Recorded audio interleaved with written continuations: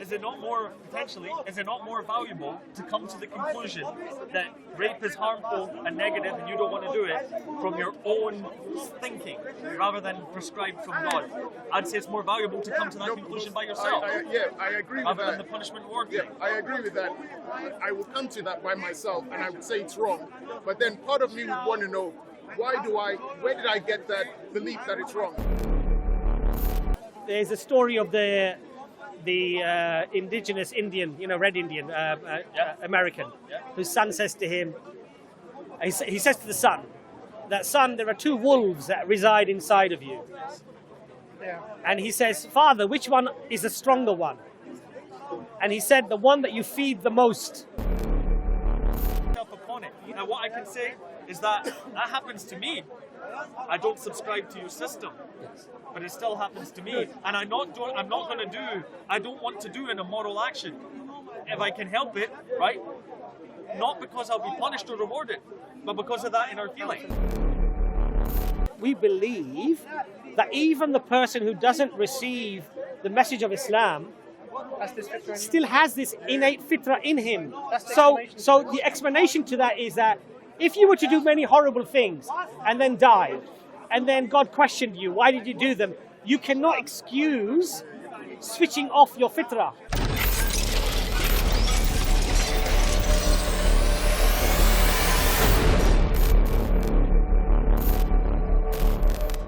Has been given to us. So this concept of analysis and analyzing God could, quite frankly, be an endless task. So even if, for example, your notion of why did God not just send this down, if it was answered, let's say, categorically, this is why we didn't do this, you would find something else. That's scary. And if that was answered, you would find something else. I wouldn't want to be that kind of person. And what Allah says in the Quran, in chapter 18, Surah Kahf, it's verse, I think, 50, that, if I can get it up, actually, it'd probably be better. Surah Kahf, chapter 50. That mankind basically, they falsify God's signs by using falsehood. So using confusion, conjecture. I hope you're not meaning my question. No, not at all, brother. Okay. Honestly, I'm not trying to say that. But generally, what I'm trying to say to you is that even often when questions are answered quite explicitly, people find some other reason. That okay, why was it Muhammad? Why Arabic? Why not English? I've heard people ask me this question. When I've answered that question, they've said to me, okay, but why just for the Arabs? And I say, when I answer that question, they say, okay, but why not today? Because we could have televised it and everyone would have seen. You understand my point? But that doesn't work because they didn't listen properly. Well, if they spoke to you, because you mentioned this more than once, there were 124,000 prophets, different parts of the world. Right. So everybody seems got the message. Yes. So it wasn't just in Arabic. And Allah says in the Quran that we never punish a people until we have sent them a warner. In other words, a messenger.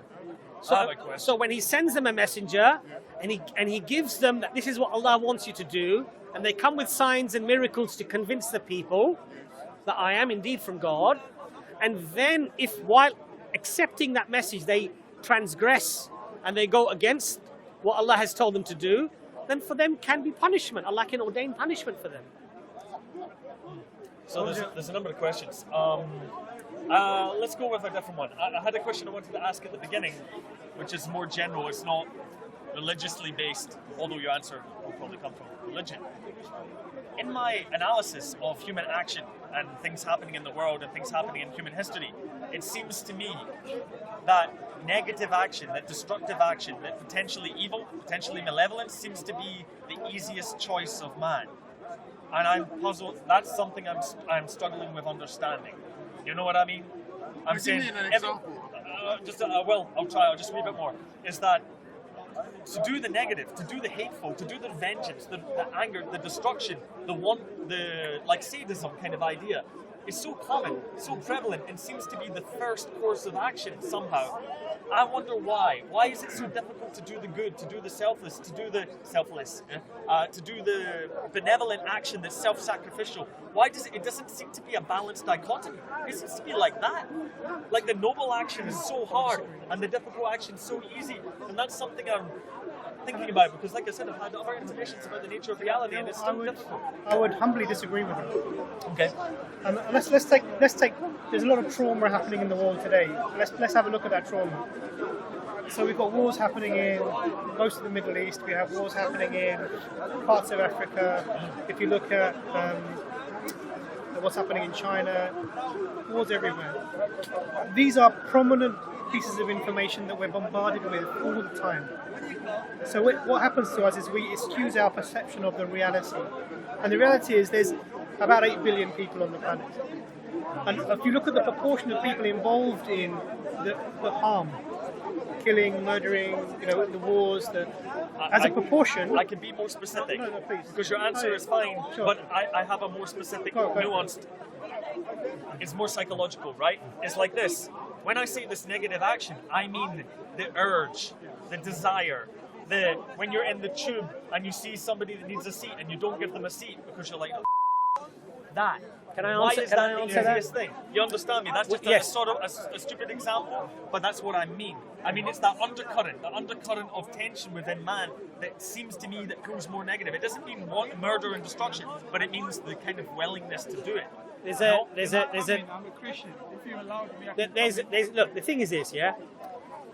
There's a story of the indigenous Indian, Red Indian, American, whose son says to him, he says to the son, son, there are 2 wolves that reside inside of you. Yeah. And he says, Father, which one is the stronger one? And he said, the one that you feed the most. Right? Do you know the second part? No, hold on a second. But within Islam, we have this concept that when the matter is settled after the Day of Judgment, that Satan will be brought in front of the people. And Satan will say to the people, I only called you. I did not make you do what you did. And you responded. I didn't make you do these things. I simply attracted you, allured you. I called you to do these bad things, and you responded. I made you a promise, and Allah made you a promise. And my promise was deception and lies, whilst the promise of Allah was the truth. So we believe this concept. My point was, maybe it's just my perception. Maybe it's my personal perception that it feels easier to do the negative. Let me respond to that more directly. So I think we were talking about the Fitrah before, this natural inclination that it gives you the idea that there is a creator, and it gives you somewhat of a moral compass. We mentioned about that. Yeah? Now, and we mentioned that the society can cloud this. The society that you're in can cloud this moral compass as well. And what we find is that if you went back a few generations, this easiness with which bad is done or evil is done is probably less. So,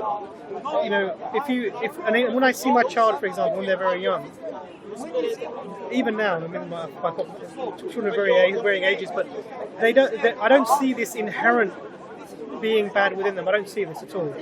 What I do see is as they get older, they interact with maybe other people, and then they learn to be wily in the world. They learn how to cope with other people who may be like this towards them.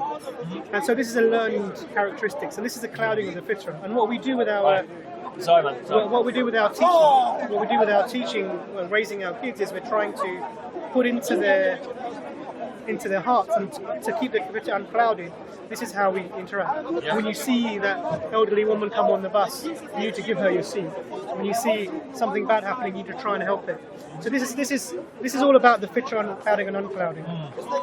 Now, for me, my personal experience, because it's really coming from your personal experience. Well, it's all we have. All we have. So and that's another point I'll get to. So for me, my personal experience is the opposite. I've often, to my own detriment, I've done things for others because I think it's the right thing to do. Aye. And I don't know why that is. I'm not someone special or anything at all. It's just maybe there was something that my parents sort of honed into me and put into me a lot, and it's sort of it's sticking there. And my picture is in that aspect is not clouded. And I think if you went to most people, I will disagree with you fundamentally. Sure. No, I don't think it's that simple, man. The human psychology is very complex. We're full of demons in our mind we are. from our ancient ancestors. Maybe you don't follow the path of evolution, but for me, it's quite clear. I didn't want to interrupt you so violently, but like, I don't think that's right. I don't think we can go. If you ask everyone, they'll say that they're good, but they know that they're not. Like, I'm saying my personal experience has not been the same as yours. Right. Well, okay, fair. But it seems you read a little bit of history, and all you see is terror. Because that's what history records. History is not going to record the person who got up from the bus to give the lady the seat. That's right. Even though the vast majority of people who are, if you took the people who are doing evil and took the people who are doing good in the world, which is my earlier point, the people who are actively involved in doing harm, far less in number than the people who are actually living their lives and being good fellow human beings to other people. So to dispute that, we can take the example of a mass ideology making an entire populace move towards the evil. And those people that aren't, like, let's take the classic example, let's take the Nazi concentration camps or the Soviet gulags that nobody talks about, right? Those happened not just because of one or two people instituting it, it's an act of evil by omission. By all the people who didn't stand against it. So that's hundreds of millions of people. You've read a bit about psychology as well, I'm assuming. I'm trying. So have you read The Banality of Evil, Philip Zaragoza? No, I haven't read that. So he carried out the the experiments in America where they put the two groups of students, some were prisoners and some were... Stanford? Stanford No, was it Milgram? I can't remember. Stanford. Milgram, yeah. So he wrote about this, and he talks about the same thing. Yep. And he talks about how easily we are influenced. Yeah. And this is about influence. So in a pack, and I'm using the word pack specifically because it has negative connotations, human beings will react differently to somebody than if they were individual. So you and me speaking together in this way will be fine. If you put 20 of your friends with you, you will start to follow the herd mentality. It's the mob mentality. Rule. That's right. And it overrides your individual morality to a certain extent. Yes. So you actually is complex. This is a complex scenario. What's the right thing to do? And what's the verse in the Quran you often quote about justice? I want you to quote that. Right. So listen to this verse. So this verse of the Quran was selected by Harvard University as one of the three most profound verses of legal jurisprudence, justice. And they selected this verse, and it says, "O ye who believe, stand up as witnesses to Allah in justice, even against yourselves, against your parents, or against your kin, whether one is rich or poor." Now, a profound statement in the 7th century. O ye who believe, stand up as witnesses to Allah, even against yourselves, against your parents, or against your kin, whether one is rich or poor. And so we have practical examples of the Prophet ﷺ where a dispute is brought to him of a Jew and a Muslim, and he sides with the Jew, telling the Muslim that you're wrong and give him what he's due. This concept of justice and concept of fairness is something that's ingrained within us as a absolute compulsory act. If we don't do it, it's regarded as a serious sin, to the extent that the Prophet Muhammad, peace be upon him, said that a dhimmi, a non-Muslim, living in a land of a Muslim, under the protection of the Muslim with a treaty, if he's treated unjustly, on the day of judgment, I will be his advocate against you. So what the point of, thank you, Jazakallahu, the point of quoting that verse was, we are told to fight these urges. We're taught to, and this is what I was saying before, that our morality and our way that we interact with human beings is beyond the society. We can't let society determine what is right and what is wrong and how we should behave. So this is why, as a creature with understanding of morality as human beings, what we need to have absolute morality is our morality has to come from a place that is not us, which is really a strong argument for the existence. So I believe that. I don't think it has any evidence, so that's the problem. I understand what you're saying, but the point that I'm making is that the very urges you're talking about that make us change our morality terms of pressure, we're being told that you must fight these. I agree. They're going to come, and you have to resist this urge. And also, really need to have that. and also, Allah gives us, and this is the whole point of messengers and revelation, because where you say that we have these urges, Allah is telling us in the Quran. Just go back to that verse. Allah is telling us in the Quran how to fight those urges. Yeah. Do you understand my point? And so that particular verse was worship Allah. Worship Allah so you can. It's okay. It doesn't matter. It's about guarding yourself from evil, from these evil urges. Yeah. And so you're quite right. Look, as a Muslim, I might look at somebody sitting next to me who has fallen asleep with an expensive diamond ring that has fallen off their finger. I may look at that and think, my God, that's a big diamond. There's no cameras here. And this woman, she's super rich. If it went lost, she'd get insurance money. I could find a way to justify taking the ring. But the only thing that would stop me, I would hope, inshallah, is that there are no cameras here, but there is the ultimate camera up there, and that you are accountable. Let me raise a point. Yes. If I'm in a situation, if I would be in a similar situation to as he described, which we all have been in, not necessarily with stealing something, but a situation where we feel the call of morality. We feel it. We feel, like I was saying to you, we feel the conscience. Okay? You can call it that. So as well, the conscience. You have that feeling, and you'll judge yourself. And some people that judgment seems to not affect some people for some reason, maybe sociopaths and such, but for the general populace, it is a real effect. You judge yourself upon it. Now what I can say is that happens to me. I don't subscribe to your system, but it still happens to me. And I don't want to do an immoral action. If I can help it, right? Not because I'll be punished or rewarded, but because of that inner feeling. But we believe that even the person who doesn't receive the message of Islam still has this innate fitrah in him. So the explanation to that is that if you were to do many horrible things and then die, and then God questioned you, why did you do them? You cannot excuse switching off your fitrah, because Allah says, but hold on a second. I gave you the means to decipher that which was good from that which was bad, even if you weren't taught it. That's my point. In America, I'm thinking, I've spoken to in Muslims America, now, so I know about the fitrah. Right. And I've spoken to Christians, so I don't have it's any very excuse. interesting. In America, they had a blackout in New York. I think they wrote many articles and books about this blackout, 70s. right? And what they found was perfectly moral, good people. So they think. So they think. Well, exactly. I agree. my point But I agree with you. I agree with you. But to argue in definitive terms that all of these were bad and evil people and didn't suddenly switch off that fitrah because the opportunity came that was such a golden, one in a lifetime opportunity that they thought, you know what, sorry, I'm switching it off for a few seconds. And they found that Mercedes and expensive vehicles were pulling up outside jewelry stores and robbing them. And the poor person was outside supermarkets stealing loaf of bread. So everyone has a price.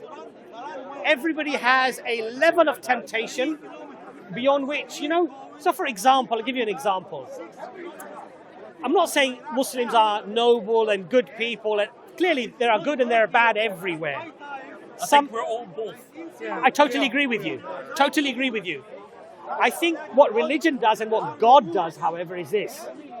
No matter how good the opportunity, no matter how less likely the concept of repercussions of being in jail or going through courts or being arrested, no matter how golden that opportunity is, that something transcends your concept of right and wrong and feeling and non-feeling and whatever, and that you still end up, if you follow this concept of guidance, that it would still stop you from doing such thing. You probably, in psychology, you probably studied the study of this university, and I agree that study has been somewhat misquoted and exaggerated upon, about questioning students if they could rape somebody without having any way of getting I haven't caught. encountered that one. Okay, without getting caught. Now you ask the question. What a horrible question. It's a disgusting question. But my brother, honestly, you ask most men today this question, that if you could get away with raping a woman or sleeping, let's say sleeping with a woman against her will, which is still rape, right? But let's not say aggressive with a knife and a gun, but let's say you were able to drug her, whatever, and then you raped her.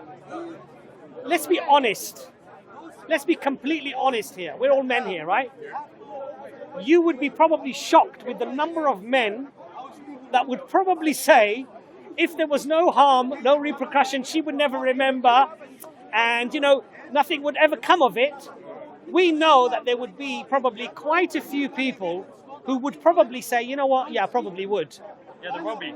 Yes? You agree? Right There now. will be. However, as a Muslim, as a person who believes in Allah, I know that that is a heinous act in the sight of Allah, and that for it carries a severe punishment. And even if I was, God forbid, of a nature that was inclined to do such an act, this transcending being, this creator, inshallah would stop me, because of fear of the guidance and the fear of the punishment. So, Kristen, let me present an idea for this. Is it not more valuable to come to the conclusion that rape is harmful and negative and you don't want to do it from your own thinking rather than prescribed from God? I'd say it's more valuable to come to that conclusion by yourself. I agree with rather that. than the punishment reward Yeah, thing. I agree with that. I will come to that by myself, and I would say it's wrong.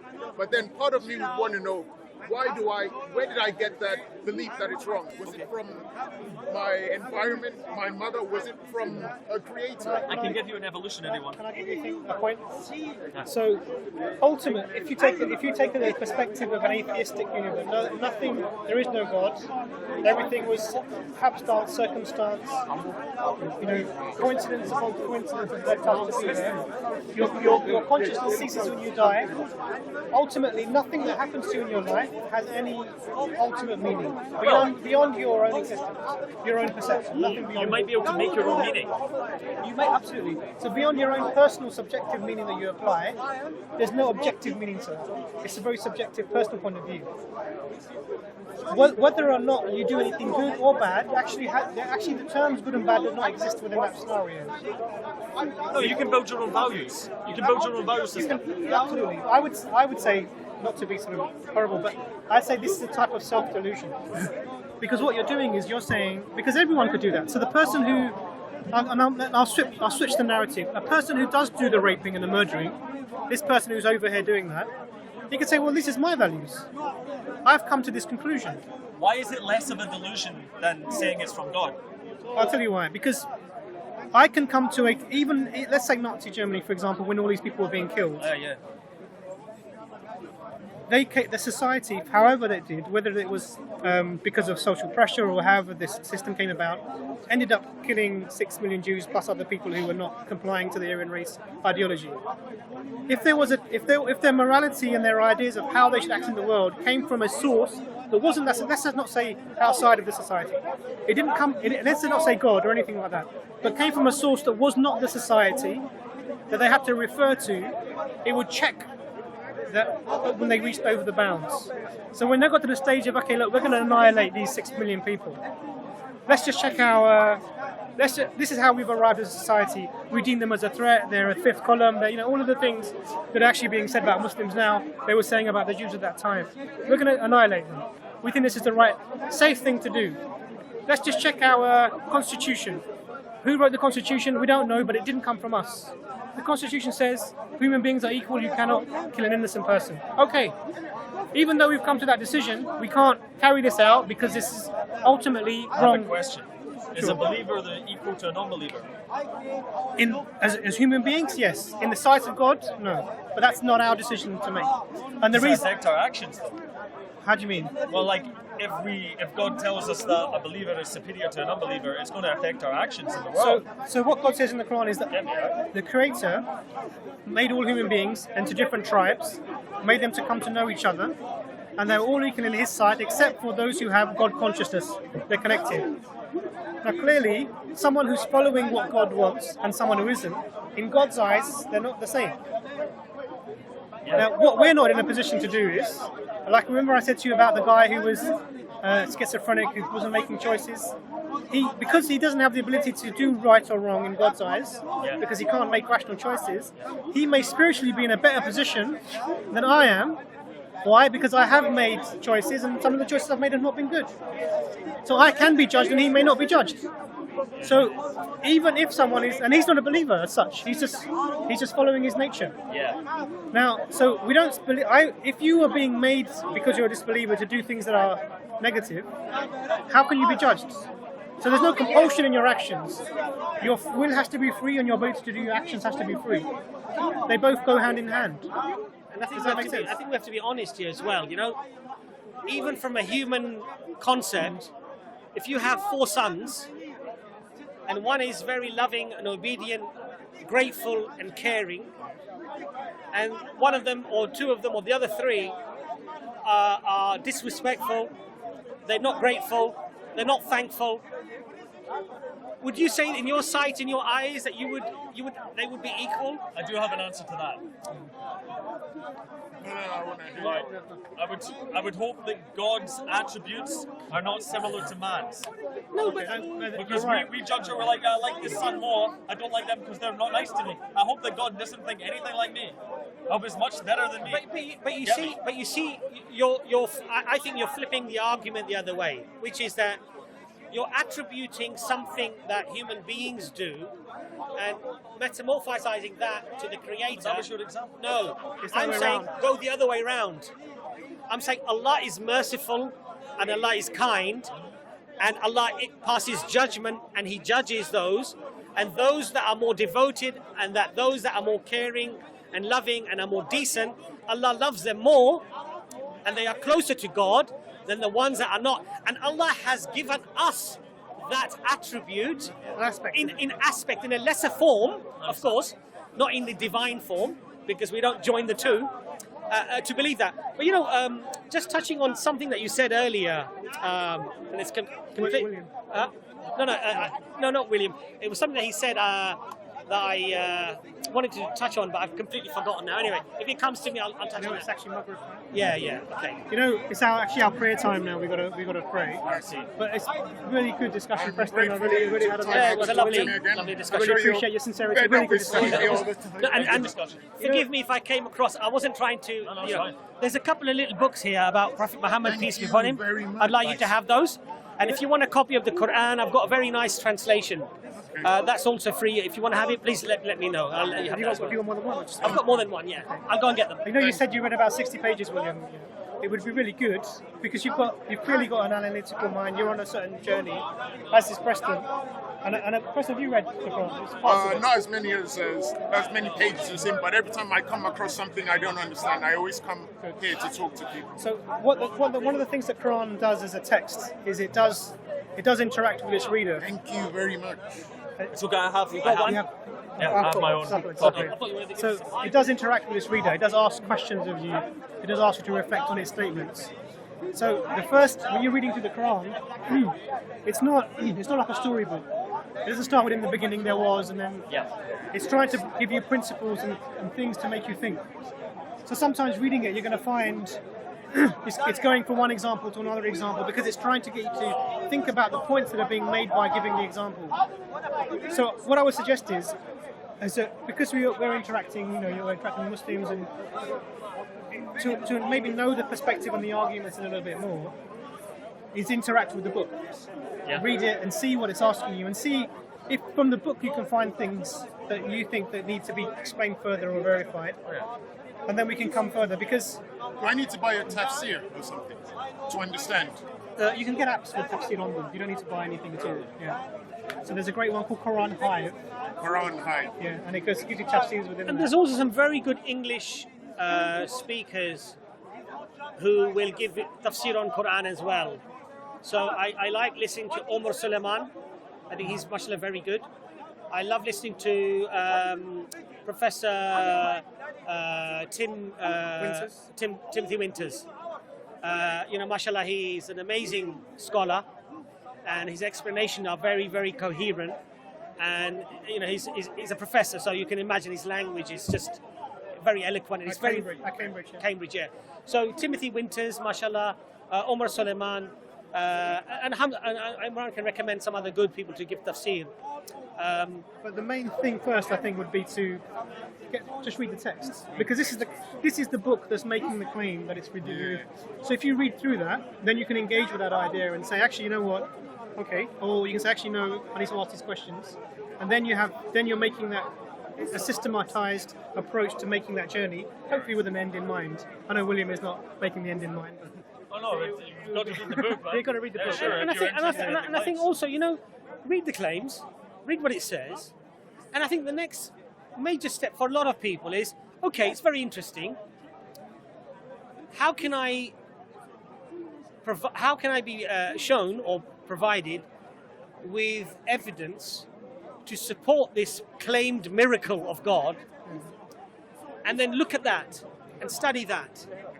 Because ultimately, you see, a lot of the things that Brother William discussed, about why this and why that, these are very deep philosophical questions, and they're not just asked within non-Muslim circles. Even within Muslim circles, scholars will discuss these things, But for me as a Muslim, and you could argue subjective, I look at the claim that this is from God. I assess the claim. Am I convinced that it is from God? Is there strong enough reasons and arguments to accept that it is from God? And then, alhamdulillah, whatever it tells me must be true. Of course, the final component would be, is it preserved? Is it from God? Is there strong arguments to support that it is from God? Is it preserved? Then whatever it says to me, no matter what my subjective, very influenced sense of, good and bad, right and wrong, this way or that way, or whatever it might be, I would take the back seat and I say, well, no, it must be true, but let me understand now why it is true. Do you understand my point? Now, of course, if you don't come to that situation or position of accepting that it is from God, then you may have many questions, and in fact, they may be very intricate in nature, right? But for me, it claims it's from God. Okay, can I prove that it is to me? Is it preserved? Then whatever it tells me has to be true. That's the way I look at it. The only other thing I would say is a thing. If there is this being who's out there, who's giving you this message, one thing we can do, because we said that there was guidance was in two parts. One was the irshad, which was the information. The second thing is the tawfiq, which comes directly from the Creator. So when you're doing the searching, you say, if you're there, guide me. It's a very simple statement. And if you do that sincerely and you're doing the searching, the guidance. If you exist, guide me to the truth. That's simple as that. If you're there, guide me. And because it's a logical concept, actually. Absolutely. Because you're saying if, number one, you're not saying, you do exist. Okay, God, if you exist, then please guide me to the truth. I'm searching, I'm looking for you. Guide me to the truth. And in fact, I've met many people who are non-Muslims who perform the same prayer. Many of them went into prostration, they put their faces onto the ground, and they said, God, if you exist, guide me to the truth. And alhamdulillah, they were guided. Preston, we have to pray. Lovely to meet you again. Nice to meet you. See you soon. William? Always a pleasure. Nice conversation. Always a pleasure. Take care. William, nice. See you later. Thank See you you. later. guys. See you next time. You start. You want to talk? No, you start. So, brothers and sisters, that was a really interesting discussion that Abbas and I had with Brother Paul and Brother Preston. Brother William and Brother Preston. So William comes from a spiritualist background but doesn't really believe in organised religion. And Brother Preston is searching for the truth. He's looking at sort of different religions at the moment. And asked some very, very interesting questions. So we started off talking about the Fitrah, and we explained sort of where the Fitrah comes from and what it means, and how the society and the world around you can cloud your fitrah, so it takes you away from the innate understanding that the Creator exists. And then we spoke about lots of other things. We specifically dealing with the idea that that our morality comes from a transcendent source and how this affects our day-to-day actions.